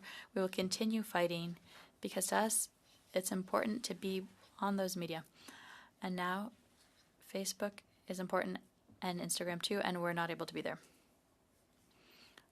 Earlier, Ms. Simard, we were joking a little bit about this, but it's serious. Your suggestions, if we really wanted to provide assistance and save regional media, there are solutions that are accessible, easy to put in place. For example, the tax credit, which already exists for written media, which would be applicable to electronic and TV. And there's the ILNF issue. You propose $1.5 million in monthly assistance until there are contributions from the web giants. And we could talk about the tax exemption for buying ads on foreign platforms, which should have been corrected long ago. And the government should invest more in advertising in regional media. I don't know if I'm forgetting anything. There's surely more. But just with that, do you think you would be able to save local regional media? The answer is yes.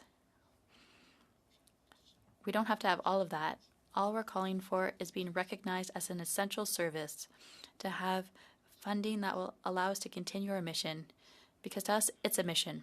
So beyond the list of Madame Simard, these solutions, which are well known, if they were already put in place, you could breathe and have regional quality coverage throughout Quebec and I imagine the rest of Canada. Yes. The idea of providing a few solutions is so that 1, 2, or maybe 3 would be taken up. But we are doing a lot of work, and we have to find efficiencies. We're trying not to cut news. Earlier, I was proud to say we hadn't cut any journalistic positions. We're very proud of that because we didn't want to affect that service, even though it costs a lot of money. We're cutting elsewhere. We haven't we haven't filled positions when people have retired.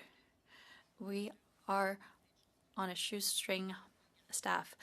We've looked at all of our spending and we've done incredible work. I continue to say that assistance for journalists, to encourage young journalists to come to the regions and work, if they could be helped, I'm not talking about us, them. I can't necessarily pay them that salary. That could be something straightforward that would really help the regions. They will leave one day for bigger cities. Well, time is up, but I just want to take 3 seconds with your permission, Madam Chair, to thank the people who were here today. You fight with more and more limited means to maintain regional news with the weeklies, Benoit and Sylvain, and you here in the room. I have a lot of admiration for you. Thank you for continuing to believe in this and for continuing to fight because it's essential for democracy. And I'm very grateful. Mr. Shampoo. Thank you so much, Mr. Shampoo. I agree. I think everyone here agrees. And I would really like to thank all witnesses from today. We really learned a lot. And do not forget to send us over additional information, any other thoughts that you have. And that's all for today.